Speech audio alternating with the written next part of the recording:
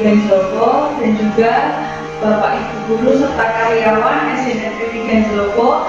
Terima kasih karena pada siang hari ini sudah berkenan untuk mendengarkan dan sharing dengan saya tentang budaya positif di SDN Ganjelopo yang harapannya dapat diimplementasikan.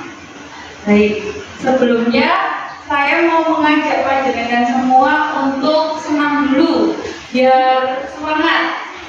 Oke.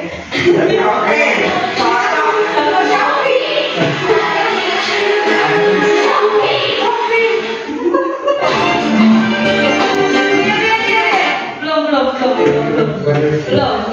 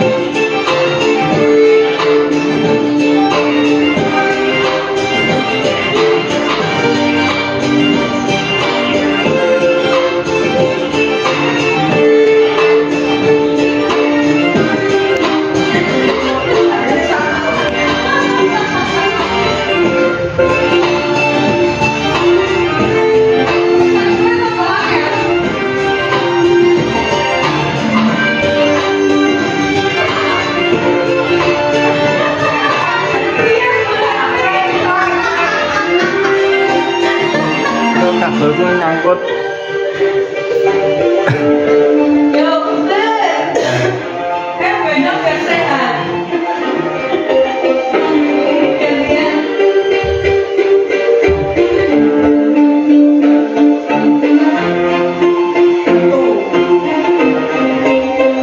Oh ini. Aduh, jadi gimana?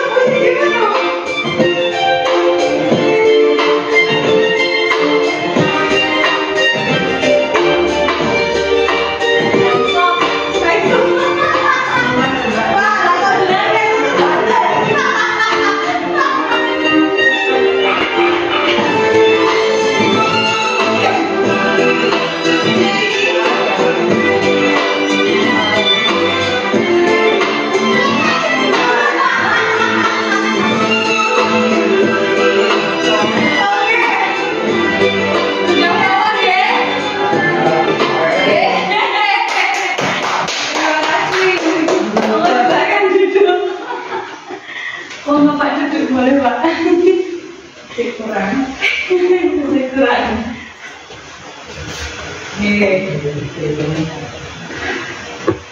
Ya, jadi hari ini saya ingin menjelaskan tentang konsep inti budaya positif. Adapun yang akan saya jelaskan nanti tentang pembelajaran dengan paradigma baru, kemudian tentang disiplin positif, kemudian nilai-nilai kebajikan. Yang keempat, kebutuhan dasar manusia. Yang kelima adalah motivasi perilaku manusia. Yang keenam adalah posisi kontrol guru. Yang ketujuh, keyakinan kelas.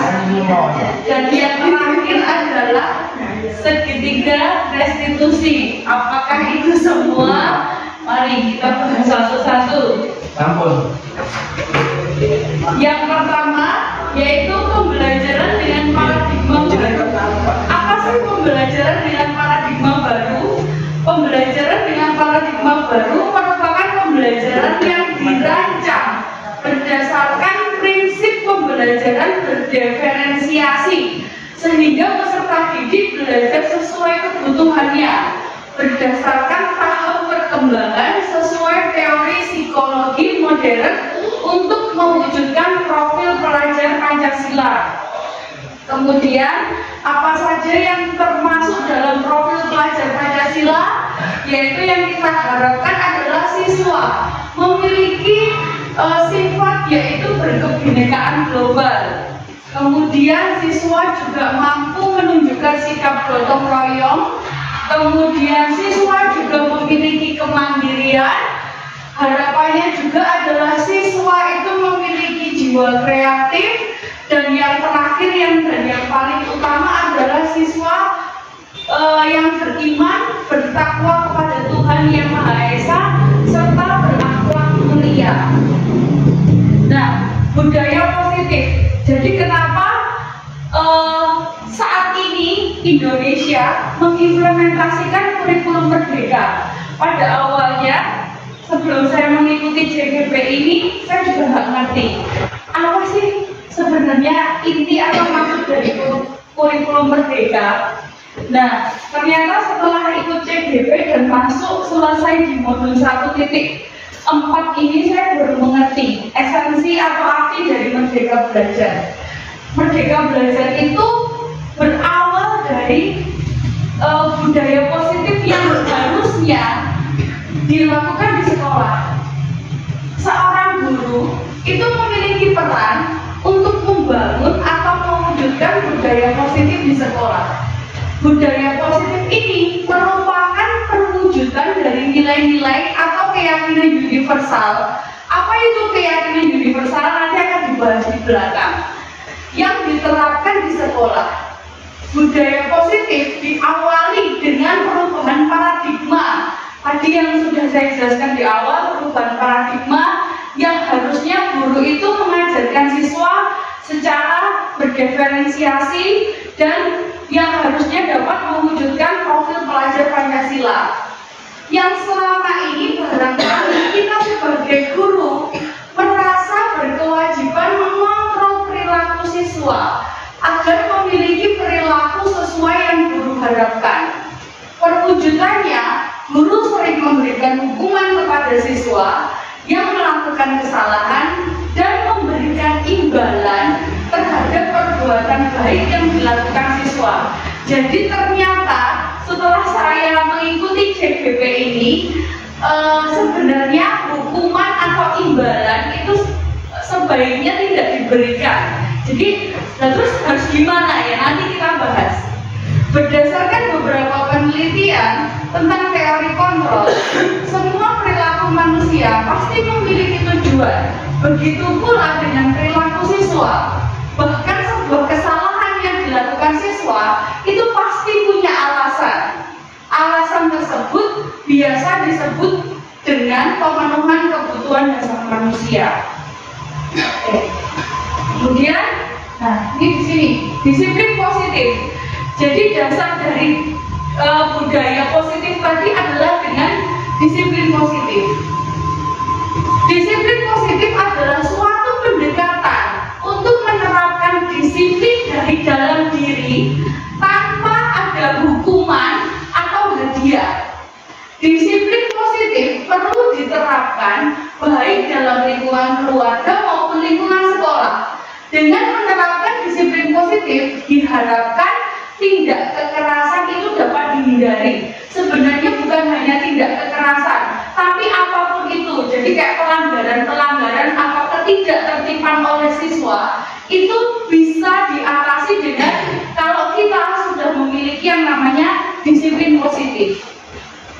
Dalam budaya kita, makna disiplin telah berubah menjadi sesuatu yang dilakukan seseorang pada orang lain untuk mendapatkan biasanya kita cenderung menghubungkan kata disiplin itu dengan ketidaknyamanan.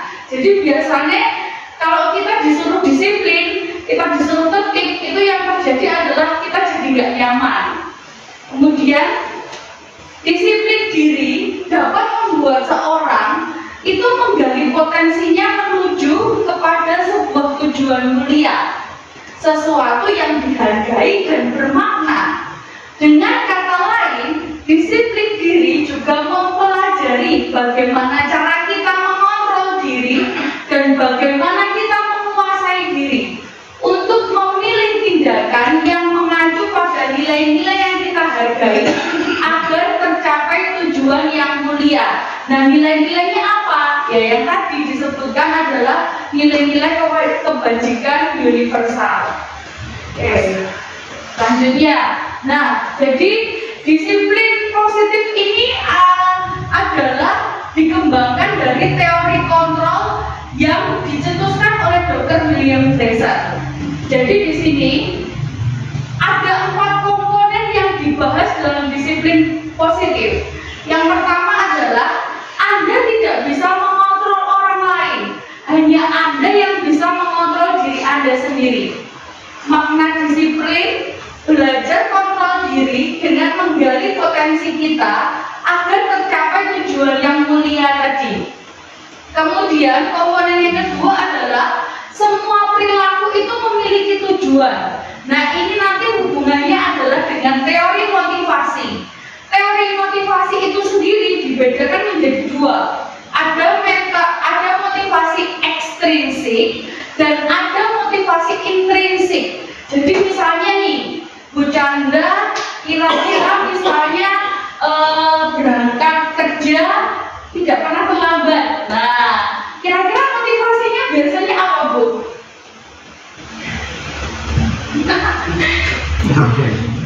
Bu Chandra berangkat kerja itu tidak pernah terlambat. Jam 7 kurang 15 mesti sudah sampai, sudah pasti sampai sekolah. Nah, kira-kira jenengan itu termotivasi karena apa? Karena mau absen saya naga supaya tidak terlambat begitu? Tidak. Nah, itu salah satunya. Nah itu dia. Karena mau piket. Iya betul. Karena mau piket. Saya akan menjadi lebih baik dari kemarin. Nah, jadi kalau misalnya Bu Chandra memiliki motivasi, oh ya aku mau datang kerja supaya tidak terlambat, itu aku harus datang jam 7 kurang 15 misalnya. Oh ternyata karena aduh gue aku telat, berarti kok saya nagaku muncul dan nanti, nah itu berarti motivasinya adalah ekstrinsik. Karena untuk menghindari hukuman. Atau misalnya mungkin Pak Ekan sudah kasih woro-woro gitu ya, bagi guru yang rajin nanti akan saya beri imbalan, saya beri hadiah gitu. Nah, makanya semua guru berlomba-lomba setiap hari berangkat pagi gitu, bahkan yang jam 6 udah ada yang sampai sini. Ada yang ada di sini. Nah, itu adalah motivasi untuk mendapatkan imbalan. Jadi poin 1 dan 2 ini tadi masih motivasi ekstrinsik, yaitu adalah motivasi yang dibangun dari luar diri kita. Nah, sedangkan tujuan kita kenapa belajar disiplin positif ini nanti supaya kita memiliki ini motivasi intrinsik, yaitu adalah motivasi yang asalnya itu dari dalam diri kita sendiri. Nah, ini tujuannya untuk apa? Untuk kita itu menghargai diri sendiri, yang mana ketika kita sudah menghargai diri kita sendiri, kita nanti bisa menerapkan nilai-nilai kebajikan universal. Apa saja nilai-nilai kebajikan universal nanti kita bahas. Nah, yang ini nanti apabila kita implementasikan di kelas, itu nanti akan menghasilkan yang namanya adalah keyakinan kelas. Nah, kemudian di sini komponen yang ketiga. Komponen yang ketiga ini nanti hubungannya adalah peran kita sebagai guru. Peran kita sebagai guru itu ada 5 posisi kontrol. Yang pertama kita sebagai penghukum, yang kedua jiwa kita pembuat rasa bersalah, yang mana posisi kontrol yang 1 dan 2 ini hubungannya adalah dengan motivasi ekstrinsik. Kemudian posisi kontrol yang ketiga adalah kita guru adalah sebagai teman, dan yang keempat kita adalah sebagai pemantau. Adapun poin 3 dan keempat ini hubungannya nanti masih dengan motivasi ekstrinsik. Nah, posisi kontrol yang diharapkan adalah kita sebagai guru itu adalah bisa menjadi sebagai manajer. Nah, karena dengan kita sudah bisa menjadi manajer, itu artinya kita bisa memunculkan motivasi intrinsik. Nah, untuk penanganan masalah yang ada di kelas kita, nanti akhirnya kalau kita sudah memilih kontrol sebagai manajer, kita nanti bisa menyelesaikan dengan segitiga restitusi. Apa saja itu segitiga restitusi, nanti kita bahas di belakang. Nah, seperti yang tadi sudah dijelaskan, kita tidak bisa mengontrol orang lain. Kita bisa mengontrol itu ya diri kita sendiri. Jadi ketika kita melihat ada siswa kita, ada yang berbuat kesalahan, dia itu sebenarnya juga punya alasan gitu loh. Kenapa kok sampai berbuat salah? Misalnya kayak kemarin Bu Chandra cerita, wah aku mau mulai Yasin bla bla bla bla gitu sepanjang perjalanan. Nah, ketika Bu Chandra mulai Yasin, nah si Yasin ini kan pastinya dia berbuat kesalahan. Nah, sebenarnya kalau dia ditanya, pasti Yasin punya alasan gitu. Nah, alasannya itu sebenarnya adalah dia sedang memenuhi dari 5 dasar kebutuhan manusia. Apa saja itu 5 dasar kebutuhan manusia? Yaitu ada penguasaan, ada kasih sayang, ada rasa diterima, ada kesenangan, dan juga ada kebebasan. Nah, ini nanti kita bahas lagi di belakang. Oke, kemudian pertanyaan formatif. Coba saya tanya ganti sama yang guru lain. Dari tadi kok Bu Chandra terus sasarannya kan? Coba, hukuman dapat mendisiplinkan anak. Setuju bukan Bapak Ibu? Belum tentu. Setuju bukan Bu?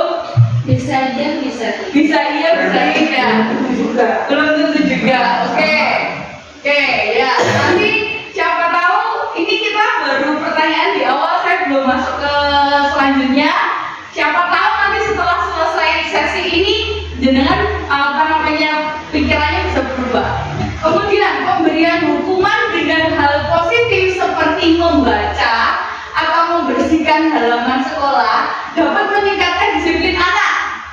Setuju betul Bapak Ibu? Tidak usah takut salah, tidak apa-apa. Setuju ya? Oke. Karena saya sendiri pun juga biasanya melakukan seperti ini begitu. Kemudian memberikan penghargaan dapat meningkatkan motivasi belajar anak. Setuju? Oke, next. Nah tadi itu nilai-nilai kebajikan. Tadi saya bahas nilai-nilai kebajikan gitu ya. Apa itu nilai-nilai kebajikan? Nilai-nilai kebajikan ini adalah nilai-nilai yang bersifat universal, lintas bahasa, lintas suku bangsa, agama maupun latar belakang. Jadi nilai-nilai kebajikan ini sudah dikemas, sudah dirancang oleh beberapa institusi atau organisasi. Kebetulan di sini saya mengambil 3. Yang pertama adalah dari profil pelajar Pancasila. Jenengan bisa lihat di sini yang tadi juga sudah kita baca bersama-sama. Ada beriman dan bertakwa pada Tuhan Yang Maha Esa, berakhlak mulia, berkebinekaan global, mandiri, kreatif, benaran kritis. Kemudian di sini juga ada dari institusi atau organisasi IBO Primary Years Program. Kemudian ada life skill yang biasa kita sering dengar gitu ya. Life skill itu apa saja? Nah, jadi yang saya tuliskan di sini adalah contoh-contoh dari nilai-nilai kebajikan. Next. Nah, ini kebutuhan dasar manusia.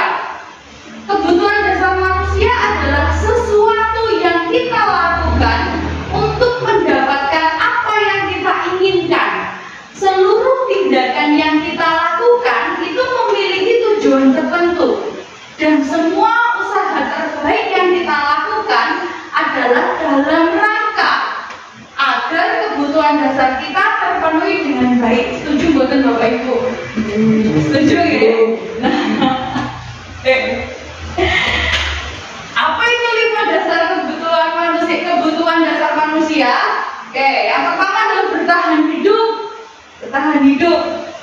Jadi pasti kita butuh makan, kita butuh pakaian, tempat tinggal, keamanan, dan kesehatan. Oke, pasti semua orang butuh itu. Kemudian kebutuhan dasar yang kedua, rasa kasih sayang dan rasa diterima. Rasa diterima, dipedulikan, berbagi, kerjasama, dan menjadi bagian dalam kelompok. Makanya ada istilah baper gitu ya. Mungkin kalau misalnya saya sama Bu Chandra lagi murid kesayangan. Misalnya seharian ini kok Bu Chandra meremut terus gitu ya di kantor. Terus karena mungkin saya sering ngobrol gitu dengan Bu Chandra dan dia kok terlihat meremut, kemudian saya malah jadi baper sendiri. Aduh, Jojo enak nesu kalau aku. Nah, di sini, nah ini kebutuhan rasa kasih sayang dan rasa diterima. Terus misalnya punya masalah di rumah, bertengkar dengan suami atau istri. Nah,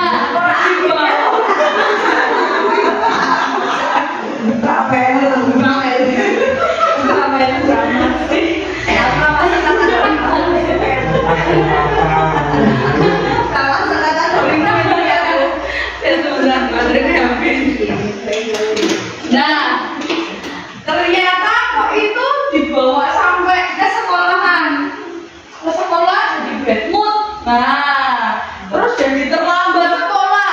Nah, jadi ternyata di rumah padu dulu sama siapa, suami atau istrinya. Nah, bertengkar Pak.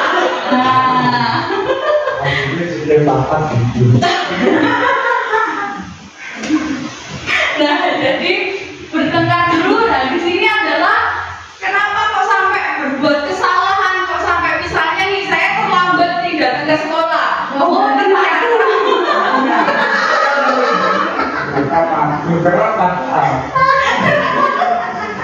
Nah, ternyata kebutuhan dasar saya yaitu rasa kasih sayang ini hilang gitu, karena kok saya sampai bertengkar dengan suami misalnya begitu.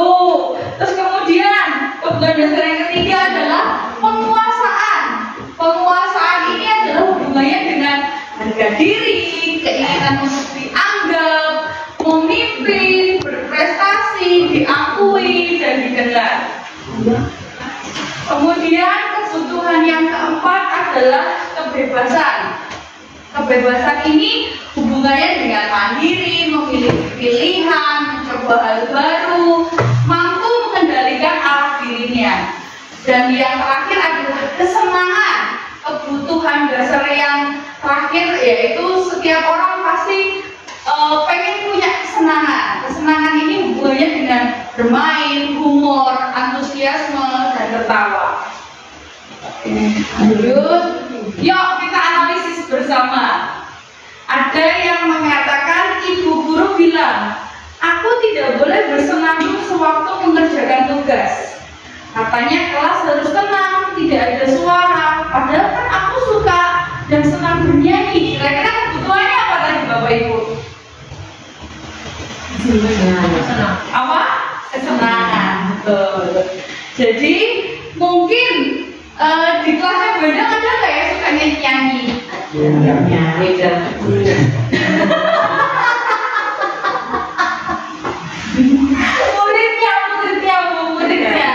Muridnya ada.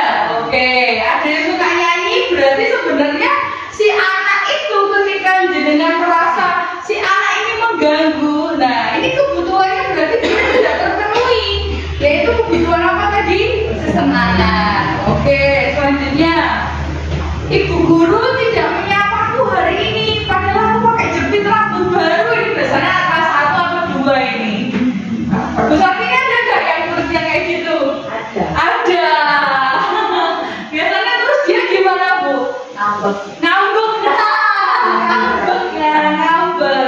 Oke, berarti kira-kira kebutuhannya apa ini?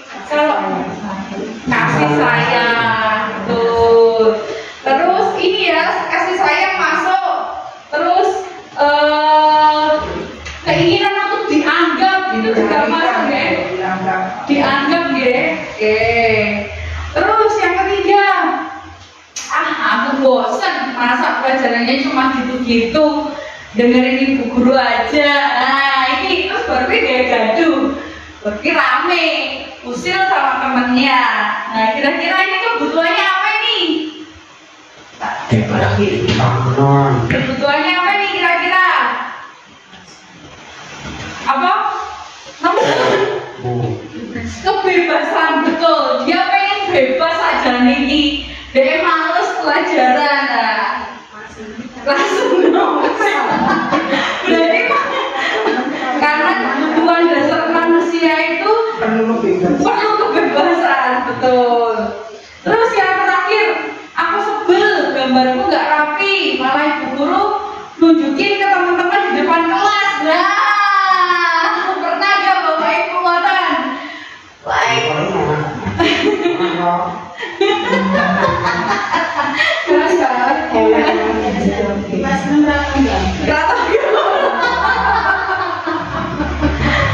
Pernah gak Bu Chandra di kelas itu dengar? Pernah Bu ya? Juga ayo itu yang bagus. Oke, berarti kira-kira kalau dalam kasus ini aja deh, berarti kira-kira ini kebutuhannya apa ini? Dia berarti ngambek karena malu ya, harga diri, betul, harga dirinya direndahkan. Oke, harga dirinya direndahkan. Oke, cocok, masuk. Ya, next. Oke, yuk kita masuk ke 5 posisi kontrol guru. Jadi masalah ngomong.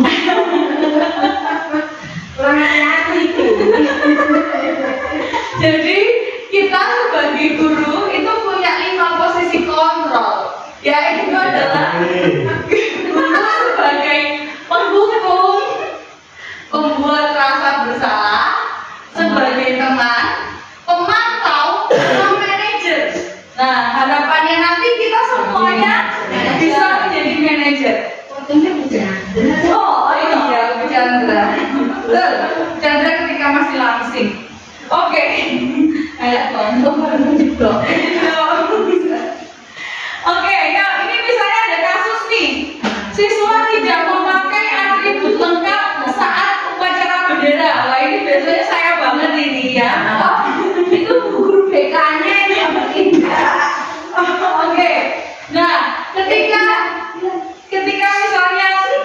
misalnya ada anak yang tidak pakai topi, kemudian saya kumpulkan di pojok dan kemudian setelah saya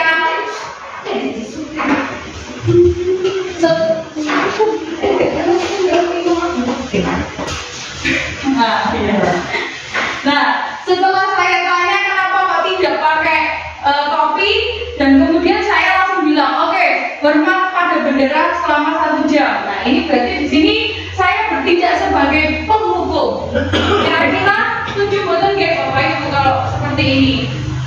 Kurang tepat juga ya. Oke, oke. Terus kemudian pembuat rasa bersalah. Ketika saya sedang menghadapi si anak yang tidak pakai topi ini, kemudian saya sampaikan ke mereka, berapa kali Bu Andrea harus memberitahu kamu selalu mengecewakan Bu Andrea. Nah di sini dia pasti jadi rasa, oh ya, kok sakit juga ya Bu Andrea ya. Berarti di sini adalah dia sebagai guru ini sebagai pembuat bersalah. Kemudian sebagai teman, ayo dong ikuti aturan sekolah, tolong bantu Bu Andrea ya sekali ini aja. Sudah tidak apa-apa, kali ini kamu gak kasih hukuman, tapi lain kali jangan sampai berbuat seperti ini lagi ya. Nah, jadi ketika di sini ada sebuah kayak kalimatnya tolong bantu. Nah, ada kata tolong bantu. Nah, itu berarti si guru ini bertindak dia teman. Kemudian memantau. Kamu sudah melanggar peraturan sekolah. Kamu tahu konsekuensinya? Setelah upacara, kamu beli atribut ke koperasi dan jangan diulangi lagi ya. Nah, ini adalah dia sebagai pemantau. Dan 1, 2, 3, 4 ini belum pas. Nah, mana yang paling pas? Nah, yang seharusnya diharapkan adalah kita bisa menjadi manajer. Nah, ketika kita sudah bisa menjadi manajer, itu kira-kira pertanyaannya adalah seperti ini. Apakah kamu tahu kesalahanmu? Kira-kira kamu memperbaiki kesalahanmu itu harus seperti apa? Bagaimana? Dan prosesnya nanti ada dalam segitiga restitusi. Oke. Yuk, Bapak Ibu. Kira-kira nih, kalau ada kalimat, saya kecewa sekali dengan kamu, masuk ke posisi yang mana? Posisi kontrol yang mana nih? Saya kecewa. Saya kecewa. Ya, berbuat rasa bersalah. Oke, sip. Berarti masih konsentrasi. Oke, kemudian yang ini, kamu tidak pernah benar melakukannya. Nah, yuk, yang mana nih? Kamu tidak pernah benar. Kamu tidak pernah benar melakukannya. Apa nih kira-kira? Memantau. Oke. Terus, ayolah lakukan demi Bapak Ibu guru. Nah, oke. Kamu tidak pernah mendapatkan nilai jika tidak pernah mengerjakan tugas. Nah, orang garap berarti para hukuman. Berarti sebagai yang pertama tadi penghukum. Nah, apa rencana untuk menyelesaikan masalah ini? Manajer. Oke. Nah, nih, kenapa kok keyakinan kelas bukan peraturan kelas? Nah, di sini nih. Biasanya yang kita tahu atau yang sering kita dengar kan biasanya kalau nggak peraturan sekolah, yaitu kesepakatan kelas gitu ya. Nah, saya juga baru tahu Bapak Ibu, ternyata peraturan kelas atau kesepakatan kelas itu juga kurang tepat kalimatnya. Nah, yang paling tepat apa? Yaitu adalah keyakinan kelas. Keyakinan kelas, suatu keyakinan akan lebih memotivasi seseorang dari dalam atau memotivasi secara intrinsik. Seseorang akan lebih tergerak dan bersemangat untuk menjalankan keyakinannya daripada hanya sekedar mengikuti serangkaian peraturan yang mengatur mereka harus berlaku begini atau begitu, yang membuat ketidaknyamanan dan keterpaksaan. Nah, makanya dari tadi kan awal saya sudah jelaskan tentang motivasi ekstrinsik dan intrinsik. Nah, ini nanti hubungannya dengan keyakinan kelas. Jadi, anak itu sudah punya kedisiplinan dari dalam dirinya. Tidak ada embel-embel, aku disiplin dan aku lagi senengin Pak Guru. Aku disiplin dan aku oleh hadiah sama Bu Guru. Nah, tapi aku disiplin karena aku menghargai diriku sendiri. Karena aku mau jadi anak yang bertanggung jawab. Nah, ketika si anak itu sudah bisa punya mindset seperti itu artinya dia sudah bisa menunjukkan tentang disiplin diri atau disiplin positif tadi. Nah, ketika kita sebagai guru, makanya kita membuat yang namanya adalah keyakinan kelas. Yang mana keyakinan kelas ini berbeda dengan peraturan atau kesepakatan kelas. Yang mana di sini dibuat dalam pernyataan positif. Biasanya dan ternyata yang saya buat di atas itu juga kurang tepat, Bapak Ibu. Di situ saya misalnya kasih contoh, dilarang berkata kotor. Nah, itu sebenarnya salah, bikinnya bukan begitu. Tetapi ini dibuat dalam pernyataan positif. Kira-kira bagaimana, Bapak Ibu? Kalau misalnya kalimat dilarang berkata kotor, itu kurang tepat. baik. Nah, betul. Berbicara dengan sopan atau berbicara dengan baik. Nah, kira-kira keyakinan kelas itu seperti itu. Jadi disusunnya adalah bentuk kalimat positif. Nah, terus semua disesuaikan dengan kondisi kelas atau sekolah sehingga mudah diterapkan.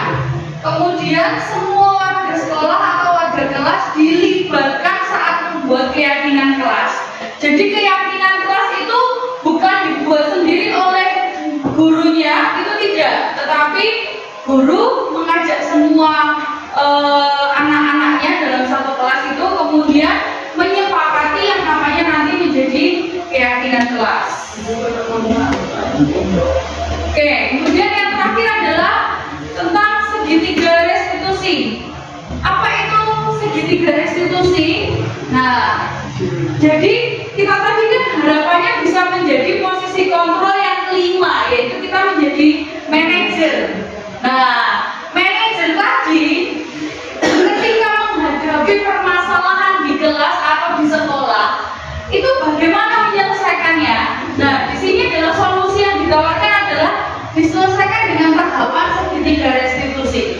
Jadi anak diajak berdialog, kemudian di sini ada 3 langkah yang harus dikerjakan. Yang pertama adalah menstabilkan identitas, kemudian validasi tindakan yang salah, dan yang terakhir adalah menanyakan keyakinan. Makanya hal yang pertama harus kita lakukan adalah kita bikin keyakinan kelas dulu. Keyakinan kelasnya apa saja? Ditempel di kelas. Kemudian jadi ketika ada siswa yang bermasalah, nah kita bisa menyelesaikan dengan menggunakan tahapan segitiga restitusi ini tadi. Oke, saya kasih contoh.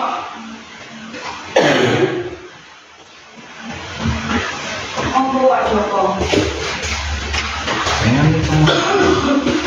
Ini saya punya video tentang penyelesaian masalah dengan menggunakan segitiga restitusi.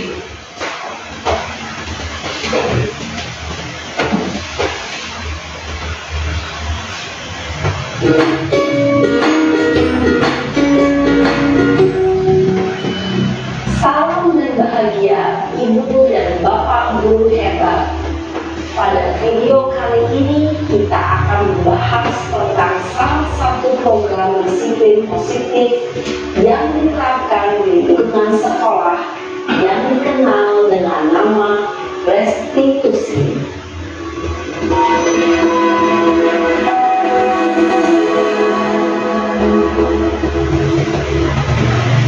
Restitusi digunakan oleh pakar pendidikan dan dosen berlandaskan pada teori kontrol Dr. Ludwig Leiser. Segitiga restitusi adalah suatu proses dialog yang dijalankan oleh guru atau orang tua agar dapat menghasilkan murid yang mandiri dan bertanggung jawab. Pada saat guru di posisi manajer, aspek yang dikembangkan pada murid adalah motivasi intrinsik, sehingga penanaman nilai-nilai kebajikan dapat tumbuh dan berkembang menjadi suatu kebiasaan positif yang akhirnya membentuk karakter murid. Proses dialog ini terdiri dari 3 langkah yang digambarkan pada ketiga sisi pada segitiga restitusi. Sisi pertama adalah menstabilkan identitas. Sisi yang kedua adalah validasi tindakan yang salah. Dan sisi yang ketiga adalah menanyakan keyakinan. Ibu dan Bapak guru, berikut ini akan ditunjukkan bagaimana seorang guru berada dalam posisi manajer menggunakan penerapan segitiga restitusi.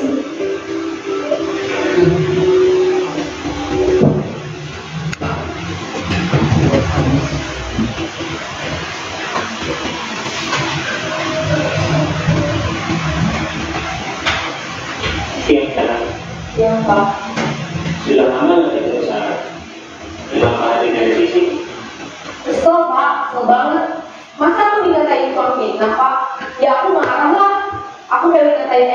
kelas. Banget. Oh begitu. Ya pasti kamu melakukan kesalahan. Bapak juga akan marah apabila ada yang menuduh Bapak seperti itu. Nah, jadi yang tadi itu yang pertama dilakukan oleh Pak Guru bukannya langsung marah-marah. Misalnya, kenapa kamu melakukan kesalahan ini? Kenapa kamu kok bertengkar dengan si ini? Tidak seperti itu. Tetapi dia, si Bapak Guru ini tadi kan bertanya dulu, kenapa kok tumben kamu kok hari ini sampai di tempat ini? Mungkin ini posisinya dia di ruang BK nih Bapak Ibu guys. Berarti kan biasanya anak yang masuk ke ruang BK itu biasanya anak yang bermasalah. Nah, tadi ditanyain dulu. Si anak itu kan menceritakan, karena saya kesel Pak, saya dianggap fitnah. Kemudian si Pak Guru, oh ya, Bapakku juga pasti akan merasa kesal kalau difitnah. Nah, di sini tadi masuk dalam tahapan yang pertama adalah menstabilkan identitas. Kemudian pada saat itu kamu melakukan apa? Ya saya langsung matain Eka lah Pak. Banget. Saya bentak-bentak dia di depan teman-teman lain. Oh begitu. Pasti kamu melakukan itu karena semua sangat terbuka. Iya lah, masa saya diam saja Pak. Ya saya bela diri lah. Masa saya di depan pinang. Ya alhamdulillah. Mempertahankan harga diri itu sesuatu yang penting buat kamu. Nah, jadi di sini Bapak masuk ke tahapan yang kedua, yaitu adalah validasi tindakan yang salah. Ditanya alasannya, nah kenapa kamu melakukan itu? Kayak gitu. Pasti kan ada alasannya, makanya tadi kan di depan dijelaskan, setiap anak yang melakukan kesalahan pasti dia punya alasan. Karena pada akhirnya si anak itu tadi pasti ada yang hilang dari kebutuhan dasarnya itu tadi. Untung kamu tidak berpikir-pikirkan lagi.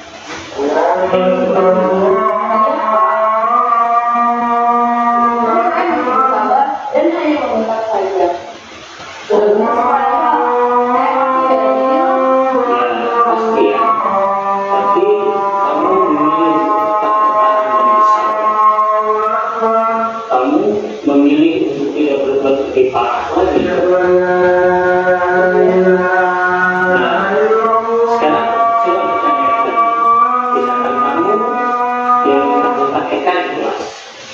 Tindakan kamu itu kira-kira bisa dengan keras atau tidak?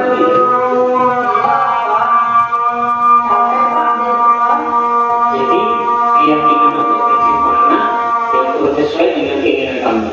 Ya, saya sudah menjadi orang lain.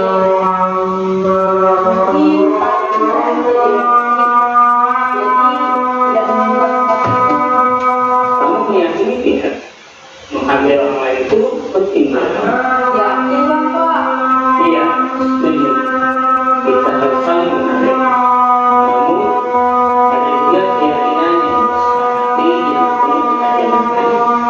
Apabila kita sedang marah, Ya, saya bisa saya bisa jadi lebih sabar. kira-kira kamu bersedia memperbaiki masalah ini tidak? Bersedia Pak. Kalau kamu memperbaiki masalah ini, Saya menjadi orang yang bertanggung jawab Pak. Dan senantiasa Pak. iya. Menurut kamu, bagaimana rasanya menjadi orang seperti itu? Ya nyaman lah. Bangga bisa bersabar dan menahan diri. Baiklah kalau begitu. Yang kita inginkan bagaimana memperbaiki masalah ini.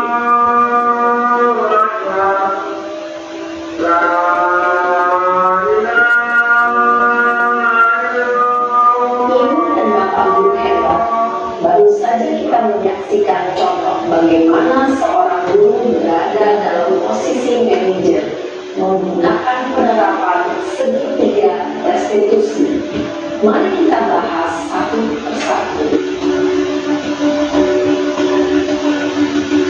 Pada sisi pertama, menstabilkan identitas berdasarkan pada prinsip bahwa membuat kesalahan adalah bagian dari proses pembelajaran.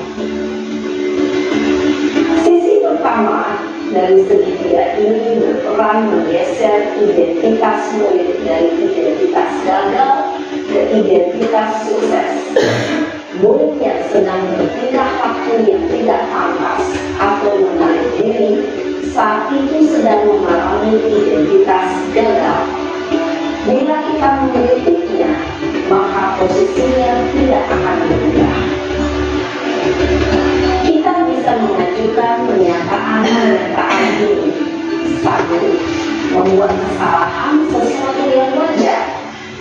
2. Manusia tidak ada yang sempurna. 3. Kita bisa memperbaiki masalah ini. 4. Saya tidak menanyakan kesalahannya. Saya lebih fokus bagaimana memperbaiki masalah ini. 5. Apakah saat ini kamu pernah menjadi orang yang baik untuk dirimu sendiri?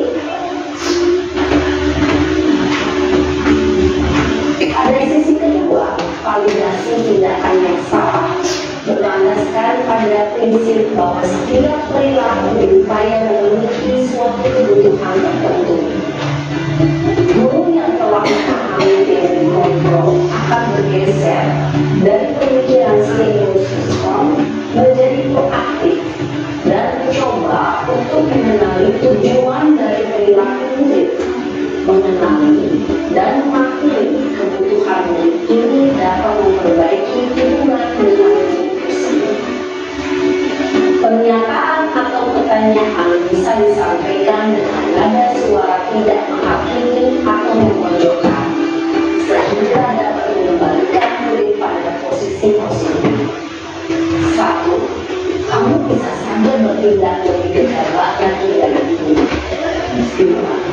Kamu bukan melakukannya tanpa suatu alasan tertentu. 3. Kamu melakukannya karena mempertahankan sesuatu yang penting bagimu. 4. Mungkin kamu bisa mempelajari suatu perilaku baru yang lebih efektif. Bersediakah kamu mempelajarinya?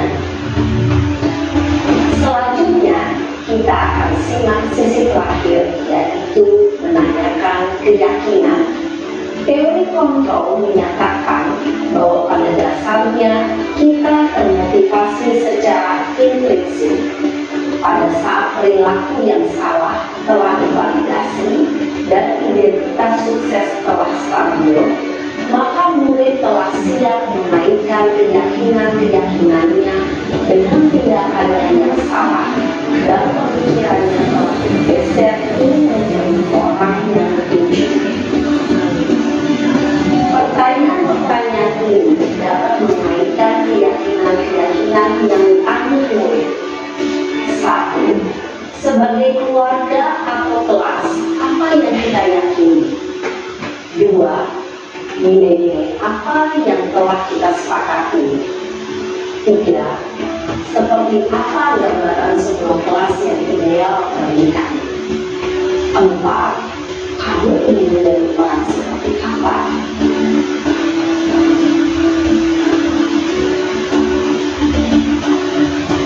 Dalam menerapkan segitiga restitusi perlu diperhatikan beberapa hal, yaitu 1. Perilaku yang salah perlu dikaitkan dengan nilai-nilai atau keyakinan-keyakinan yang telah disepakati atau dituju. 2. Kesediaan orang yang melakukan kesalahan untuk memperbaiki masalah. 3. Pemecahan masalah sebisa mungkin relevan atau memiliki hubungan dengan masalah yang ada. 4. Usaha. Perlu adanya suatu usaha perbaikan dari pihak yang berbuat kesalahan. 5. Perlu dikomunikasikan waktu yang berbuat kesalahan.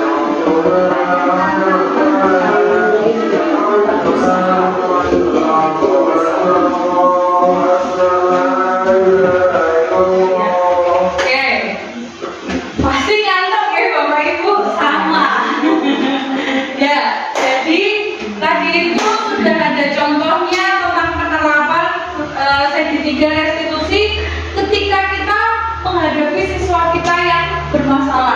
Jadi ini juga memotivasi saya sendiri ketika besok saya menemui anak yang bermasalah di kelas, saya tidak langsung menghakimi si anak ini tadi, atau saya langsung memberikan hukuman tanpa saya mendengarkan penyebabnya apa, kamu tujuannya melakukan ini apa, alasan kamu melakukan ini apa, dan semuanya itu dibawa ke keyakinan keras kita lagi. Kira-kira jadi kayak si anak itu kayak di apa ya, kayak dimunculkan lagi gitu loh perasaannya. Kira-kira kamu kalau melakukan ini itu salah atau benar, keyakinan kelas apa yang sudah kamu langgar, terus bagaimana caramu untuk memperbaiki kesalahanmu ini. Memang butuh waktu Bapak Ibu. Jadi yang namanya untuk mendapatkan sesuatu hal yang baik itu pasti dibutuhkan usaha dan juga waktu.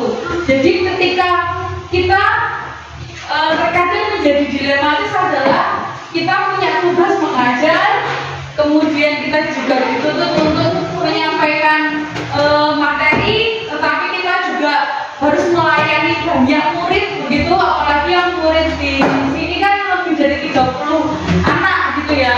Terus siji masalah burung rampung kok terus muncul siji nenek. Nah jadi memang apa ya, dibutuhkan usaha dan waktu begitu untuk bisa melaksanakan ini. Ya ini adalah sebuah masukan yang baik ya, semoga sedikit-sedikit kedepannya bisa kita lakukan mungkin di kelas kita masing-masing. Nah tadi di sini juga sudah dijelaskan. Nah kira-kira seperti itu Bapak Ibu. Jadi inti dari apa yang saya sampaikan hari ini adalah harapannya sekolah kita bisa menciptakan yang namanya budaya positif. Apa itu budaya positif? Budaya positif itu tadi dasarnya adalah ketika kita memiliki disiplin positif. Kita punya disiplin diri, yang mana kedisiplinan itu munculnya bukan dari motivasi ekstrinsik, tapi adalah motivasi intrinsik.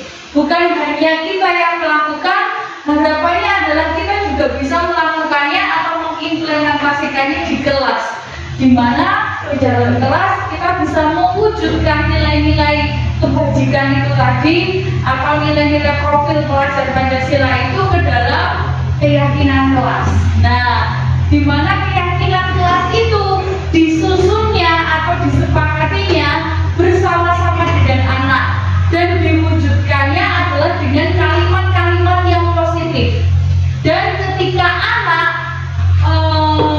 melakukan kesalahan, harapannya kita bisa menjadi posisi kontrol, yaitu sebagai manajer, yang mana kita sebagai manajer tadi bisa melaksanakannya atau bisa menyelesaikan masalah si anak ini tadi dengan segitiga restitusi, yang mana segitiga restitusi ini tadi si anak ini tadi divalidasi dulu kesalahannya, kemudian distabilkan dulu permasalahannya apa, baru dikembalikan kepada keyakinan kelasnya yang sudah dibuat itu tadi, dan si anak sehingga bisa termotivasi lagi menjadi pribadi yang lebih bertanggung jawab.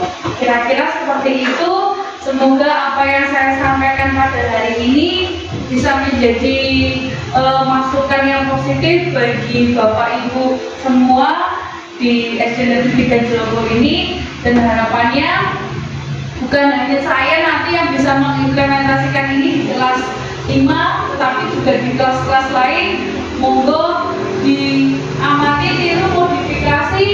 Kalau misalnya nanti mau sharing, saya mau sharing ya, saya dengan senang hati ngobrol-ngobrol tentang budaya positif ini. Terima kasih Bapak Ibu. Monggo kalau ada yang memberikan masukan atau mungkin pertanyaan. Oke, sudah ada masukan atau mungkin ada pertanyaan? Pasti ngantuk ya. Oke, ya terima kasih Bapak Ibu untuk waktunya. Apa Apabila ada salah kata saya mohon maaf. Akhir kata wassalamualaikum warahmatullahi wabarakatuh. Waalaikumsalam warahmatullahi wabarakatuh.